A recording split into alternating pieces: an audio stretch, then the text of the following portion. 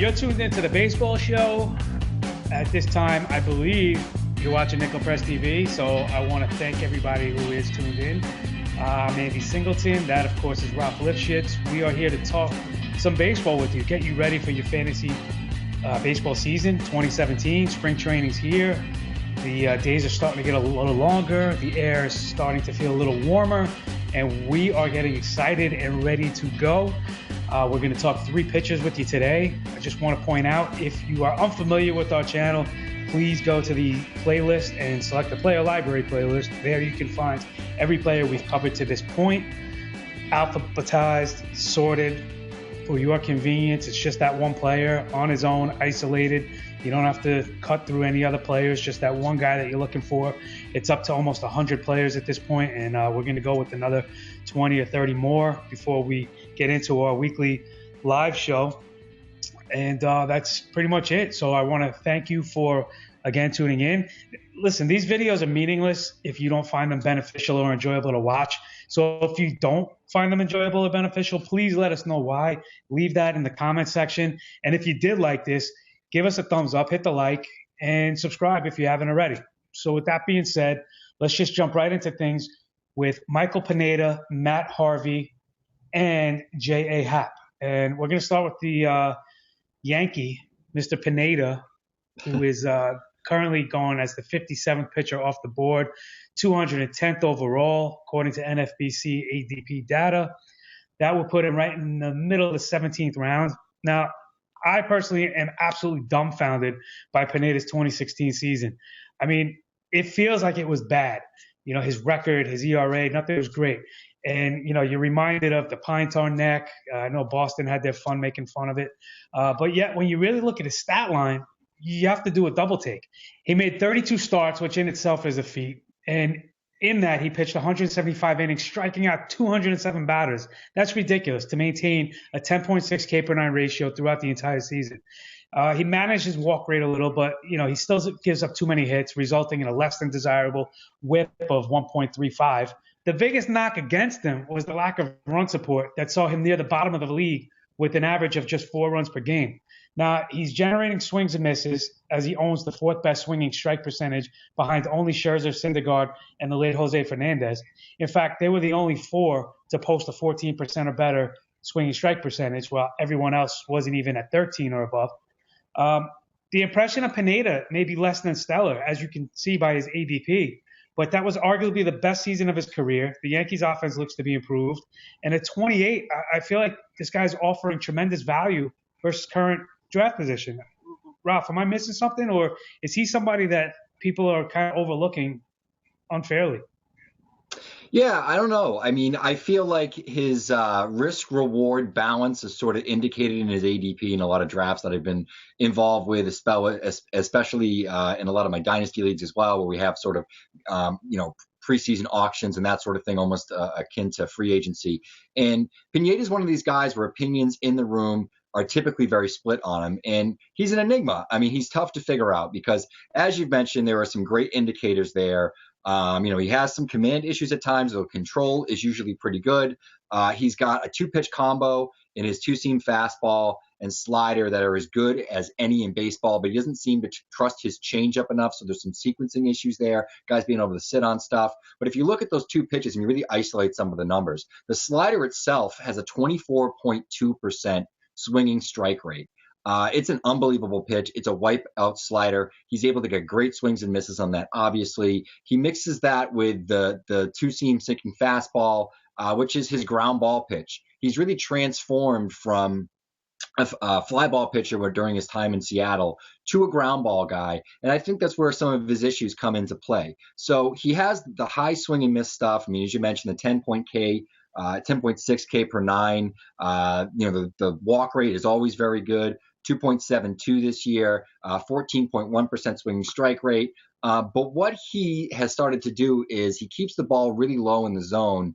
And because he works so much in the zone, when he misses with these pitches now, as opposed to in the Seattle days where, he worked a little bit higher in the zone, and if a fastball missed it might miss as a ball up, where now it's missing middle. So he's leaving the ball exposed in the middle of the plate.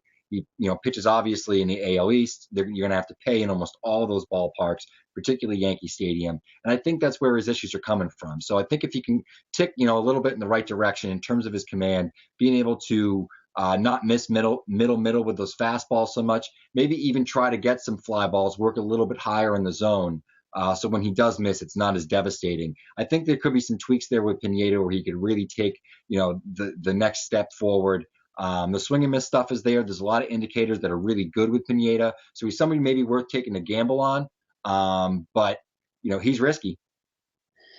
So from what it sounds like, you are not comfortable, taking stock and owning him yourself. And I'm curious as to why, because you said it's a bit risky, but it's, mid 17th round. How much of a gamble are you really taking? Doesn't this guy have extreme upside? I mean, if you look at, like I said, the run support was dreadful in 2016.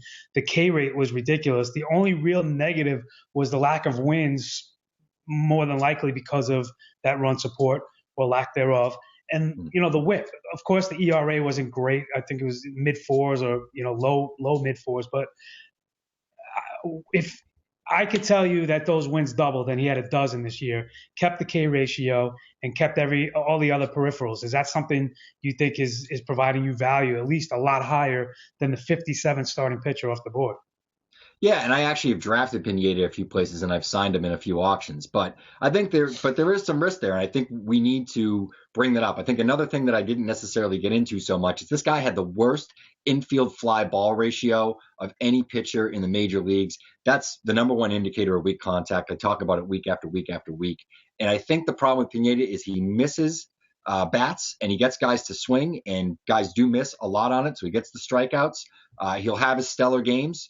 But when he misses and guys make contact, he really make contact, and that's a bit scary. So, like I said, with some tweaks there, he's somebody I'll take a gamble on at his ADP. But I mean, I'm not going to go out there and say he's going to be a top 20 pitcher next year. Got it. Well, conversely, across town from where Pineda pitches and calls home is Matt Harvey, aka the Dark Knight, who is almost going exactly half of what Pineda is being drafted. Matt Harvey is currently the 34th starting pitcher off the board, 144th overall, and I am absolutely worried about this dude. Reports out of spring are not encouraging at all to this point. Now, I want to preface that by saying we've been doing these player profiles prior to pitchers and catchers reporting, and we haven't had the benefit of, camp. So for that reason, I don't know if they're time sensitive or not time sensitive, but we still feel like they're relevant. And I don't want to start injecting current news that we've learned about these players, but I think in this case, it's absolutely relevant with Harvey. And it's telling, his swag is gone, and I don't think it's coming back. He is like the bully that was knocked out by the nerd in front of the whole school at lunch. He's humble, and he's now a totally different guy who doesn't recognize the new one. It's kind of sad in a way, to be honest. And he's going to be 28 before the season even starts. So it's not like he's still young or anything. He's starting to get older. He's battled yet another injury this offseason, having had thoracic outlet surgery. His velocity is way down. His K rate is down. The walk rate is up. He's very hittable. And he's just an average guy. Now, speaking of, recent news coming out of spring training, quotes like this are not exactly encouraging. He is trying to make all of his starts, not supremacy. So this guy's not even worried about being dominant anymore. He's just worried about getting out onto the mound and having the manager's trust to take the ball. That should worry you. And like I said, people are taking him as the 34th pitcher right now. It's ridiculous. I'm less worried about his stuff taking a hit and more worried about the confidence of the man being stripped. You're never going to be successful in sports if you're internally doubting yourself. And that, unfortunately, has already happened with Harvey. And I don't know how he gets it back. Yeah, I think my hot take on Matt Harvey is don't draft Matt Harvey in 2017. Just don't do it to yourself. There's no reason to go through that. I know that, we don't want to get too much in the spring training stuff, but he was sitting 94, 92 yesterday. He looked okay in the first inning. He struck out Dexter Fowler. He struck out Adelmas Diaz, and then got a ground out from Yadier Molina. and then got beat up for a 3-run homer the following inning. He did not look good. Like I said, the fastball was 94, 92. He didn't have his velocity back. And just, you have no idea if this guy's going to stay healthy. He's got shoulders, he got elbows. What's next? It just, to me, it seems like this is just, another bright pitching star fading. We saw it with Tim Lincecum, obviously smaller build guy. People don't necessarily expect Harvey to break down, but I think once it goes south with these pitchers and they have a few injuries and it starts to pile up, it goes, and you're better off not investing in it. I wouldn't myself. Yeah, to me, it's really so sad. And I like to get into the psychology of athletes and sports. And this is hits home for me. And there's nothing enjoyable about seeing this for me because, like I said, this guy was on top of the world. He was dating supermodels. He was, front row at Ranger games and Knick games. And he had the whole town, wrapped around his finger. We've talked about this with DeGrom. Even with guys like DeGrom, Harvey was still the attention getter for the Mets, even, for amongst Yankees at that time. He was like what Jeter kind of was in this town for a little bit. And it's not something that, I don't like to kick a man while he's down. So I'll just piggyback what you said, do not draft Harvey. It is just way too, risky and volatile of a situation to have any sort of confidence in, especially where he's going. I'm going to move on now that we've almost buried Matt Harvey's fantasy baseball value. J.A. Happ is maybe the quietest and most assuming 20-win season possibly in MLB history. I mean, he's been good in the past. He's never been this good. And in his 10-year career, his 195 innings in 2016 were by far the closest he's come to 200 in a season. It was just such a blip on the radar. This is not anything you could have seen coming. He was decent, just never this kind of a guy. 20 wins, that's a rare feat in Major League Baseball.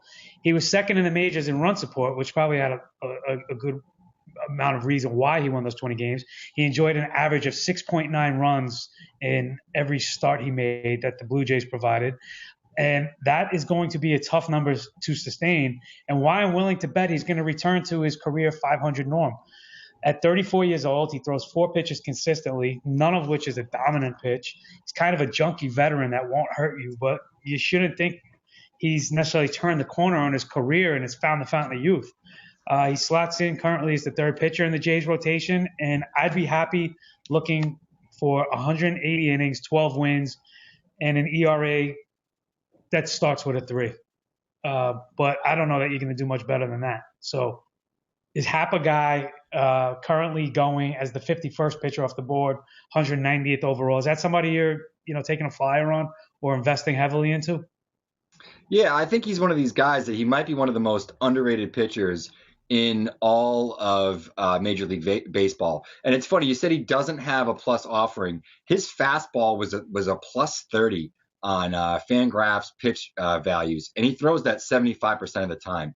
Happ has absolutely made changes in his game and approach changes that have allowed him to sort of jump up to the next level. He's been good for a couple of seasons now. This isn't new. The win total was obviously higher this year because he pitched for a good team for a full season. But he said he made these tweaks in Seattle. It was even before he went to Pittsburgh and Ray Searage got a hold of him. I know he's a guy that people want to say Ray Searage, he worked his magic on. But he claims it happened in Seattle. He started to realize that he could throw his fastball a lot more and get guys to chase in the fastball far more frequently because they sit in the fastball, and then he could work in his off-speed stuff as he needed to. So what it's done is it's allowed him to get actually less contact and a lot more swings and misses in and out of the zone.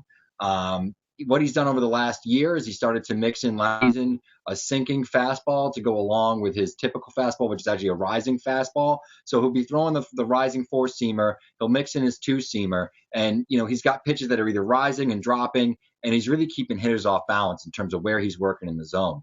So I think he's somebody that's more of an art of pitching guy. The strikeout numbers aren't phenomenal. He's about a high 7 strikeout guy. The walks are good. But the tough part with Happ is he pitches in the AL East. He pitches in a hitter's ballpark in Toronto. So it's tough to trust him, especially as you said, he's sort of an older veteran. He's sort of a junkie guy. His stuff isn't going to wow you. But he's a good spin rate guy, and he's somebody that sort of knows the art of pitching, knows where to work the ball, and really gets the most out of his fastball. So he's somebody that I think at the right price I'm willing to take a chance on. If he's your third pitcher in a roto league, fourth pitcher, something like that, it's not a bad gamble to make. And I think Toronto will win enough games. He's not going to repeat 20 certainly, but he should at least be 12 to 15 wins. That wouldn't shock me.